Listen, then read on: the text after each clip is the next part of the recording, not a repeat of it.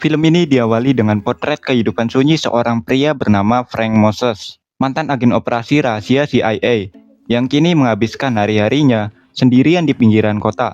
2 tahun terakhir terasa monoton baginya, sebuah lingkaran tak berujung antara bangun tidur, mengerjakan rutinitas, lalu kembali tidur tanpa teman berbagi. Satu-satunya ikatan manusiawi yang ia miliki hanyalah dengan seorang wanita yang belum pernah ditemuinya, yang bernama Sarah Ross, karyawan customer service di kantor pensiun militer. Frank kerap menelpon Sarah dengan alasan program pensiunnya tidak sampai, padahal itu hanya akal-akalan agar bisa mendengar suara cerianya. Obrolan-obrolan kecil inilah yang menjadi satu-satunya pintu keluar Frank dari kesepian, dan perlahan ia mulai menaruh hati pada Sarah. Kesunyian Frank semakin terasa ketika ia menghias rumahnya untuk Natal seorang diri. Puncak bulannya bukanlah kedatangan uang pensiun, melainkan kesempatan untuk kembali menelpon Sarah.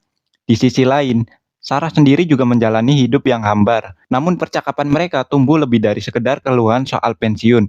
Mereka berbagi cerita tentang buku dan kehidupan. Frank bahkan rela membaca novel roman murahan favorit Sarah agar bisa memiliki bahan obrolan.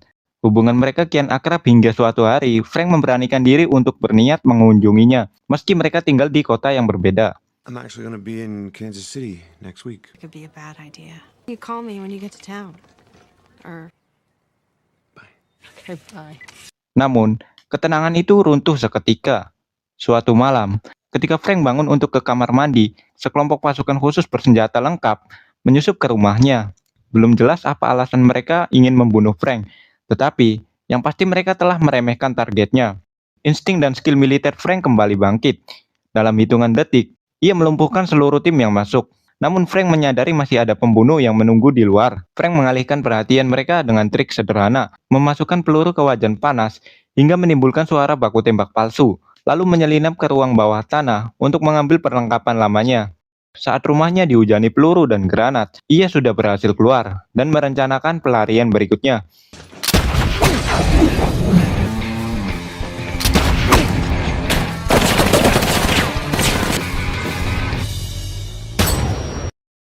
Sementara itu, jauh di kota lain, Sarah baru saja pulang dari makan malam. Ketika pintunya dibuka oleh pria asing, ia mengira berhadapan dengan pria yang berniat jahat, yang ternyata itu adalah Frank. Sarah panik dan melempar benda apapun yang bisa dijangkaunya. Rasa kaget berubah menjadi teror ketika Frank bersikeras membawanya pergi. Frank mencoba menjelaskan bahwa Sarah dalam bahaya, tetapi tak ada waktu untuk kata-kata manis. Demi keselamatan Sarah, ia terpaksa membungkam mulutnya dengan lakban dan membawanya kabur. Di dalam mobil, Frank meminta maaf karena pertemuan mereka jauh dari kesan romantis, sambil berusaha meyakinkan Sarah bahwa semua ini demi menyelamatkannya. Di sisi lain, muncullah sosok pemburu Frank, pria bernama William Cooper, agen CIA muda yang dingin dan efisien. Ia terlihat menyelesaikan misi dengan membuat pembunuhan terlihat seperti bunuh diri sempurna. Tak lama, atasannya yang bernama Cynthia menugaskannya misi baru, yaitu untuk menghabisi Frank. As your target. You CIA? Is that a problem? No. Frank menyembunyikan Sarah di suatu kamar, bahkan mengikatnya ke ranjang agar tidak melarikan diri. Ia kemudian menemui Joy, mentor lamanya, yang kini tinggal di panti jompo khusus mata-mata, untuk meminta bantuan mengungkap siapa dalang dibalik serangan ini. Dari Joy, ia menemukan petunjuk pertama. Sekelompok tim yang menyerangnya, mereka juga baru-baru ini membunuh seorang jurnalis di New York. Petunjuk ini meyakinkan adanya konspirasi besar, dan satu hal menjadi jelas. Siapapun yang pernah terhubung dengan Frank, kini menjadi target, termasuk Joy sendiri. Suspected of killing a New York Times reporter. Why now? I'm retired. Just have to dig some more. Sementara itu, Cooper menelusuri catatan telepon Frank dan menemukan nama Sarah Ross. Waktunya sangat pas. Saat Frank meninggalkan kamar tempat Sarah disembunyikan, ternyata Sarah berhasil melepaskan diri dan menelpon polisi. Tanpa ia sadari, tindakannya itu justru membuka jalan bagi CIA. Cooper segera mengirim tim taktis yang menyamar sebagai polisi untuk menangkapnya. Namun, tepat sebelum mereka berhasil, Frank muncul kembali, melawan polisi gadungan itu, dan menyelamatkan Sarah di tengah baku tembak. Kekacauan tersebut cukup membuat Sarah percaya bahwa Frank memang bukan seorang penculik. Pelarian mereka terhenti ketika Cooper sendiri muncul dan menyerang mobil mereka.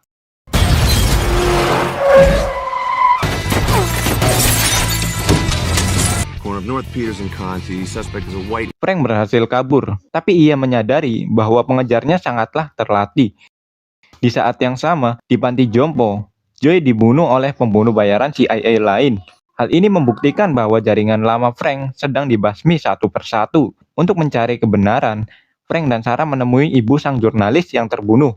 Wanita itu memberikan kartu pos yang dikirim putrinya tepat sebelum kematiannya, yang membuka jalan lebih dalam ke jantung konspirasi. Frank telah menyadari maksud bahwa deretan angka di kartu itu adalah sebuah kode, sebuah petunjuk yang mengarah pada buku tertentu di perpustakaan umum. Diselipkan di antara halaman-halaman buku tersebut, mereka menemukan sebuah dokumen yang terdapat pada buku di salah satu perpustakaan. Dan mereka terkejut ketika melihat daftar orang yang akan dieliminasi yang tertulis di dalam dokumen itu. Saat mereka menelusuri nama-nama di dalamnya, rasa cemas kian membesar. Hampir semua orang yang tercatat baru saja mati dengan cara misterius, dan nama Joy pun tercantum di sana. Di tempat lain, Cooper yang semakin bingung dengan kemampuan luar biasa Frank seorang pensiunan militer, kembali menemui pimpinannya, Cynthia. Untuk mencari jawaban, Cynthia memberikan izin langka untuk mengakses berangkas arsip terdalam CIA. Penjaga arsip yang sudah lama bertugas, seorang pria bernama Henry, nyaris bersorak ketika mendengar nama Frank. Ia menjelaskan bahwa Frank bukan agen biasa, melainkan legenda hidup. Ia dijuluki hantu, seorang operator paling berbahaya dan efisien yang pernah dimiliki CIA. Ia telah menjatuhkan rezim, memburu kartel narkoba, hingga menyingkirkan target bernilai tinggi di seluruh dunia, tanpa pernah meninggalkan jejak. Saat itu, Cooper mengerti, ia bukan mengejar pensiunan biasa, melainkan seorang ahli sejati. Frank Moses file. Frank Moses was one of the most effective black ops. He toppled governments. Sementara itu, Frank menggunakan daftar tersebut untuk mencari nama lain yang bernama Marvin Boggs. Menurut catatan resmi, Marvin tewas dalam kebakaran bertahun-tahun silam. Tetapi, Frank yakin rekannya itu terlalu cerdas dan tak akan mati begitu saja. Benar saja, Marvin ternyata masih hidup, tinggal jauh di luar jaringan, terobsesi dengan teori konspirasi dan menyembunyikan dirinya dalam kamuflase. Meski begitu, Marvin tetap seorang analis jenius. Ia menyimpan catatan detail tentang misi-misi lama mereka.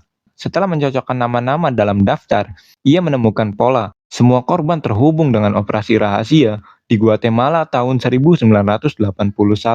Marvin kemudian mengungkapkan kenyataan mengerikan.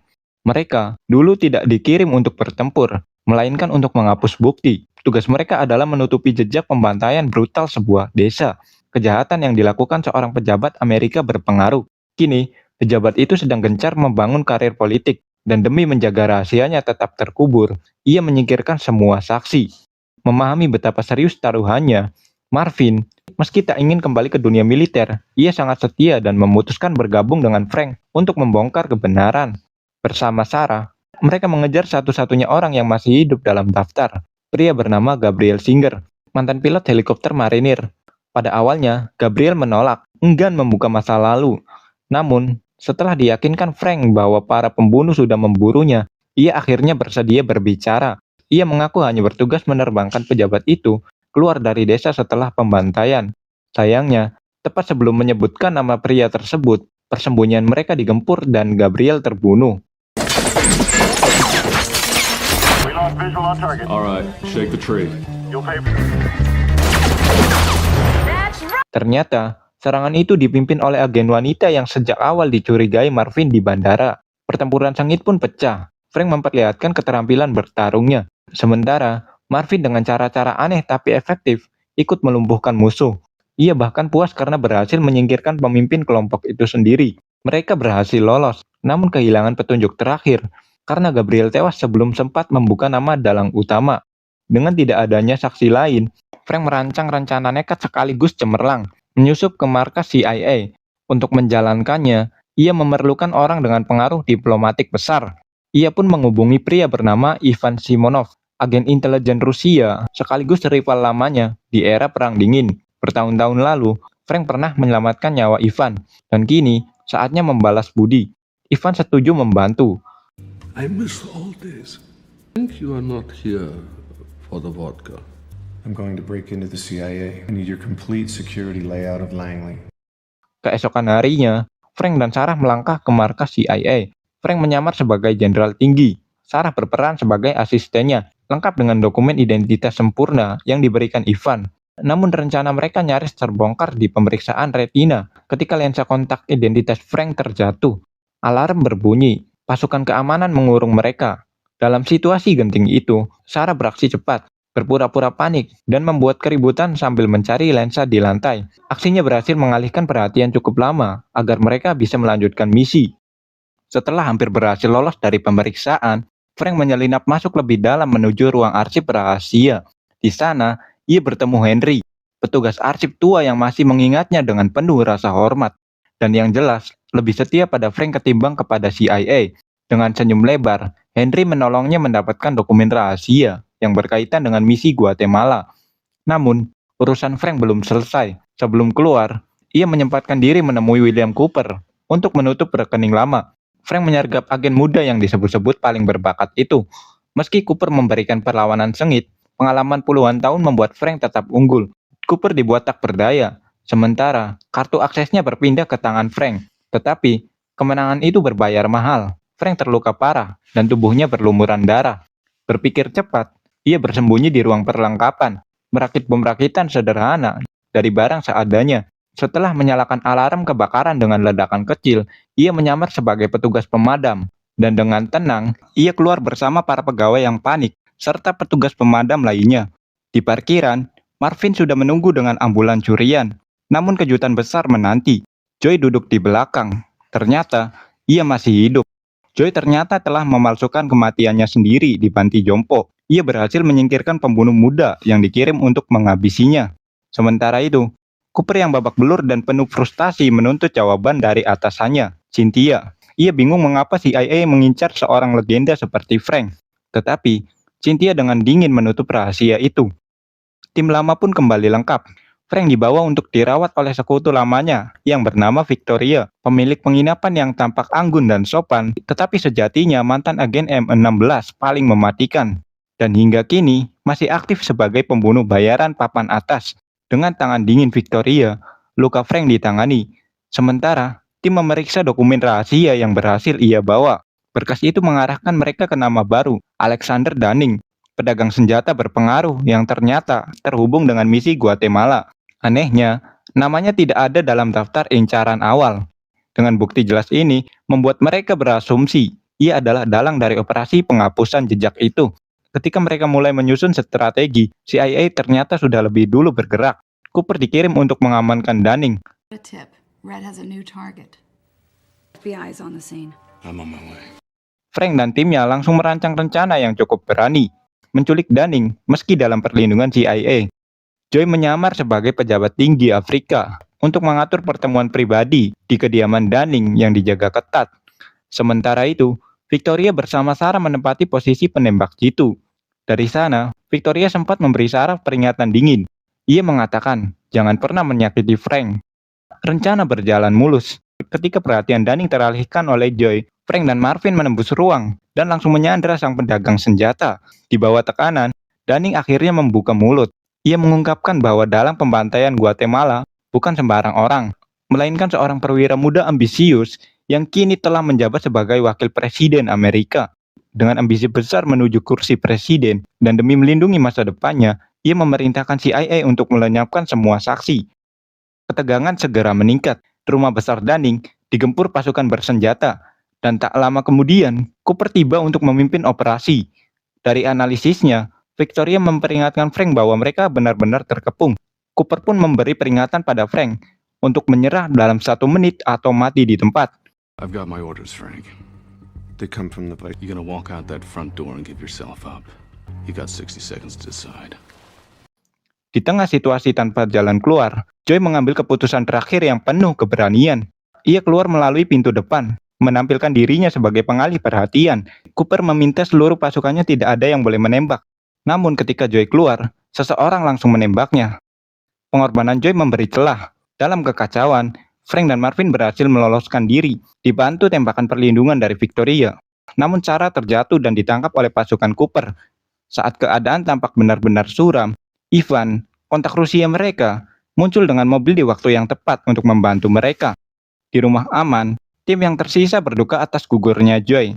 Frank sendiri semakin dihantui kegelisahan karena Sarah kini berada di tangan musuh. Melihat beban berat itu, Ivan menenangkannya dengan nasihat lembut, namun tajam tentang arti cinta dan pengkhianatan. Ivan akhirnya membuka kisah pribadinya. Ia dan Victoria pernah menjalin cinta, sebuah hubungan yang berakhir tragis ketika Inggris mempertanyakan loyalitas Victoria sebagai agen M16. Untuk membuktikan dirinya bukan pengkhianat, Victoria dipaksa menembak 3 kali di dada Ivan. Dari kisah itu, Ivan menekankan pada Frank bahwa cinta seperti yang ia miliki untuk Sarah sangat langka dan layak dipertaruhkan melawan segala rintangan. Kata-kata itu memberi Frank dorongan baru untuk menuntaskan segalanya. Moses. Dengan kecerdikan khasnya, Frank berbalik memainkan permainan psikologis. Ia menelpon Cooper, sepenuhnya sadar bahwa CIA akan segera melacak panggilan tersebut. Namun keterkejutan besar menimpa Cooper ketika ia mengetahui panggilan itu berasal dari rumahnya sendiri. Frank sudah ada di sana, duduk bersama istri dan anak-anak Cooper, bukan untuk menyakiti mereka, melainkan sebagai jaminan agar Sarah tetap aman. Di hadapan Cooper, Frank juga menyatakan niatnya untuk menyingkirkan wakil presiden. Setelah memastikan pesannya jelas, ia pergi meninggalkan keluarga Cooper tanpa satupun terluka, meninggalkan hadiah berharga berupa berkas rahasia Guatemala. Bukti itu cukup untuk membuka mata Cooper mengenai siapa musuh yang sebenarnya. Cooper pun mulai ragu akan misinya. Ia mencoba menekan Sarah untuk bicara, namun Sarah menolak keras, tetap setia pada Frank. You're asking me for help? That is so lame. He's gonna eat you for lunch. Keteguhan Sarah, ditambah isi berkas Guatemala, akhirnya membuat Cooper sadar bahwa selama ini ia mengejar orang yang salah. Menyadari Frank pasti akan mengincar wakil presiden dalam waktu dekat, Cooper hadir sebagai pengawal pribadi dalam sebuah acara gala penggalangan dana besar. Sementara itu, Frank dan Marvin mengunjungi salah satu gudang rahasia lama mereka, tempat persenjataan berat dan perlengkapan disimpan. Di sanalah mereka mempersiapkan operasi terakhir mereka, sebuah misi yang tampaknya mustahil. Puncaknya tiba, di jamuan mewah sang wakil presiden, tim Frank bergerak dengan penyamaran yang sempurna. Marvin masuk sebagai staf catering, Victoria dan Ivan melangkah masuk lewat pintu utama, tampil sebagai tamu kaya raya, berbaur dengan para elit. Cooper, yang kini bagian dari tim keamanan resmi, berjaga sambil menyadari bahwa badai akan segera pecah. Begitu pesta mendekati akhir, rencana dimulai.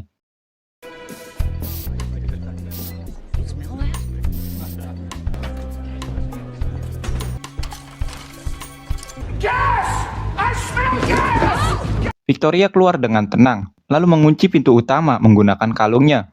Ivan menciptakan kekacauan di dalam ruangan dengan berpura-pura mengatakan ada sebuah gas yang bocor. Akibatnya, tim keamanan terpaksa mengevakuasi wakil presiden lewat jalur kedua. Sebuah limosin lapis baja sudah disiapkan, tetapi tiba-tiba dihancurkan oleh Victoria dengan senapan mesin. Kendaraan cadangan kedua meledak akibat bom yang sebelumnya ditanam Ivan. Tanpa opsi resmi, wakil presiden dan rombongannya, termasuk Cooper, harus turun ke tangga darurat. Marvin dan Victoria mengadang mereka, memicu baku tembak sengit dengan para pengawal cadangan. Dalam kekacauan itu, Victoria tertembak di perut. Ia meminta Marvin meninggalkannya. You're on your own. I'm no use. Namun Ivan datang di saat kritis, menyelamatkan Victoria dan membuka jalan keluar bagi mereka. Di sana, wakil presiden dihadang langsung oleh Marvin yang mengenakan rompi peledak palsu. Para penjaga tercekat, ragu untuk bergerak. Satu unit bantuan limosin datang tepat waktu. Mereka pun segera masuk. Cooper mencoba menghentikan wakil presiden agar tidak naik, menyadari ada sesuatu yang janggal. Namun sudah terlambat. Sopirnya adalah Frank. Ia langsung membawa kabur wakil presiden, meninggalkan Cooper dalam kekacauan. Kini keadaan berbalik. Frank menghubungi Cooper, menuntut pertukaran. Jika Cooper melepaskan Sarah, maka Frank juga akan melepaskan wakil presiden. Lokasi pertemuan ditunjukkan di kawasan industri terpencil.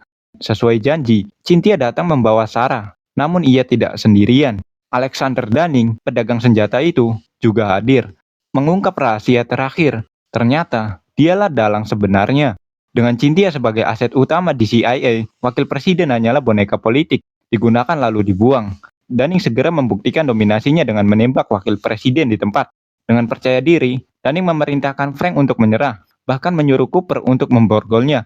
Tapi di momen itulah, Cooper membuat keputusan besar. Setelah menyaksikan kebusukan yang sebenarnya, ia justru berbalik dan menembak Cynthia, mengakhiri pengkhianatan bosnya sendiri. Kill him and the girl,